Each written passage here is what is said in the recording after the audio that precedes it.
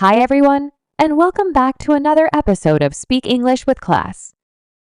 I'm Jennifer. And I'm Mako. Today, we're talking about something I know many of you can relate to.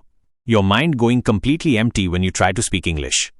Oh, this is a common one, right, Marco? It's that moment when you're ready to speak English, you've thought about what to say, maybe even practiced it in your head. But then, when you open your mouth, nothing? Your brain just feels blank. Exactly. It's like your brain decides to take a sudden vacation, exactly when you need it most, Jennifer? This reminds me of my first job interview in English. I had prepared so much, even practiced my answers in front of the mirror. But when the interviewer asked the first question, my mind just went totally blank. I just stared at him like a deer caught in headlights. Oh no, Marco. What did you do? Well, I panicked for a second, but then I just blurted out, "I'm sorry, could you say that again?" It gave me a little time to collect my thoughts, and I was able to get through it. But man, that was nerve-wracking. That's such a relatable story. I had a similar experience when I first moved to Paris. I was in a bakery, and I wanted to order a croissant. Simple, right? But when it was my turn, I just froze. My mind went completely blank, and I ended up pointing at the display and saying, "One of those, please." The baker gave me the funniest look. That's priceless. It just shows that no matter how much you prepare, sometimes your brain just decides to take a break. But don't worry, today we're going to look at why this happens and share some helpful tips to keep the conversation going, even when your mind seems to switch off. Absolutely. So, if you've ever been in this situation, keep listening because we have some great ways to help you stay calm and confident when speaking English.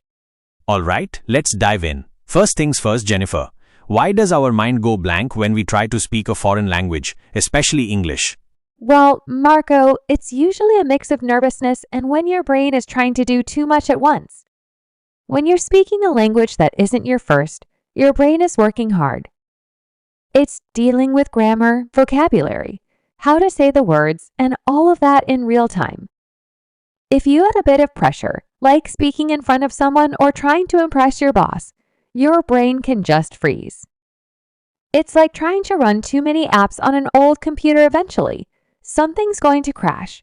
That totally makes sense. It's like trying to juggle too many balls at the same time. Sooner or later, one or two are going to fall. And let's be honest, the fear of making mistakes doesn't help either. You're so worried about saying the wrong thing that your brain just says, "You know what? I'm out of here." Exactly. So, let's talk about how to get over this blank mind problem. One really good tip is to prepare some phrases you can always use ahead of time. Think of them as your backup plan. If your mind goes blank, you can use these phrases to keep the conversation going. For example, if you're having trouble finding the right words, you could say, "Let me think about that for a second," or "I'm not sure how to put this, but..." These phrases give you time and help the conversation continue. That's such a useful tip. It's like having a safety line when you're stuck. Let's try a quick example. Imagine you're in a meeting and someone asks for your opinion on a project. Instead of panicking, you could say, "That's a great question. Let me just take a moment to gather my thoughts." This gives you a second to breathe and think before you give your answer. Exactly. And here's another tip. Practice speaking in situations where you don't feel much pressure. The more you practice, the more comfortable you'll become. Start by talking to yourself in the mirror, describing what you're doing during the day, or even chatting with a pet. For example, you might say, "I'm making breakfast now. I need to fry some eggs and make coffee." These relaxed situations help you get used to speaking without being afraid of what others will think. That's a great way to build confidence. I remember when I first started learning Italian, I would practice by describing everything I was doing. I'd say things like, "Now I'm brushing my teeth," or "I'm going to the store to buy some bread." It felt a bit silly at first, but it really helped me get used to forming sentences in Italian. That's a great example, Marco. And if you want to make it even more fun, try shadowing. This is where you listen to someone who speaks English well and repeat what they say as closely as possible. It's like being their shadow. You copy how they say words, the rise and fall of their voice, and the rhythm of their speech. Let's say you're watching an episode of your favorite show in English.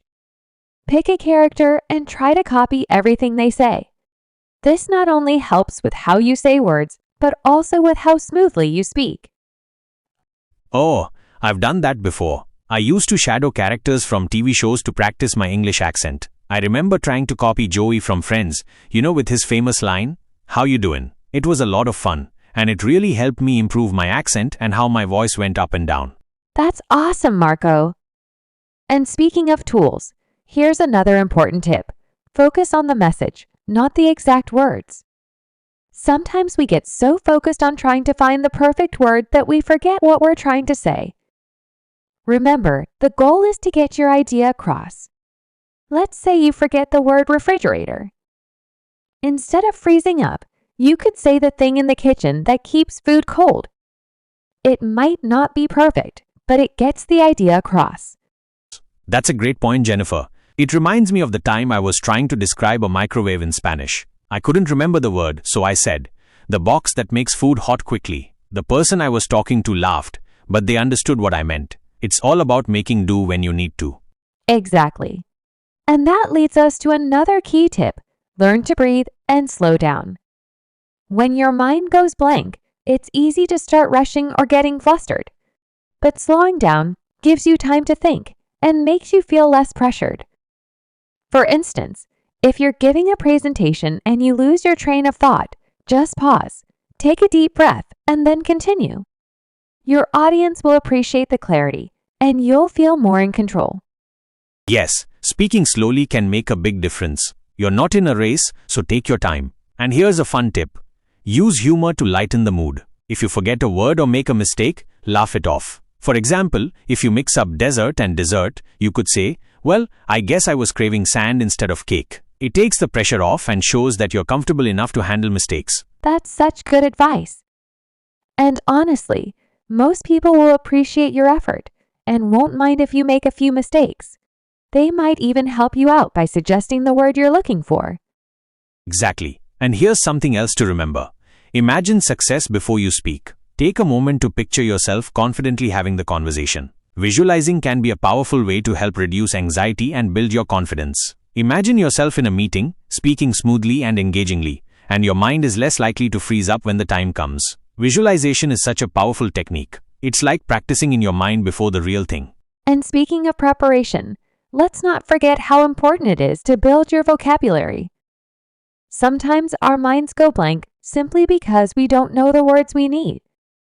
The more words you know, the easier it is to express yourself. For instance, if you're learning words related to business, make sure you know different ways to talk about profit, losses, negotiations, and so on. This way, you won't get stuck searching for the right word in the middle of a conversation. That's a great point. And one way to build your vocabulary is by reading regularly. It doesn't have to be complicated books. Even reading a short news article or a blog post each day can introduce you to new words and phrases. Then, try to use those new words and sentences throughout the day. For example, if you learn the word negotiation, you might say, "I have a negotiation with the client tomorrow," even if you're just practicing by yourself. Absolutely. And here's another tip related to vocabulary. Group your new words by topic. For example, learn all the words related to cooking one week, like stir, boil, bake, and then practice them by talking about your favorite recipes. The next week, you could focus on words related to travel, like luggage, boarding pass, departure, and use them in sentences about a trip you've taken or plan to take. Learning vocabulary by topic is a game changer. It helps you remember words better because they're all connected, and you're more likely to use them together in conversation. Plus, it's much more interesting to learn words in context rather than just memorizing random lists. Exactly. And the more words you have available, the less likely your mind will go blank. So, to all our listeners out there, don't worry if your mind goes blank sometimes. It happens to everyone, even native speakers. The important thing is to keep practicing, stay positive, and use the tips we've shared today to keep moving forward.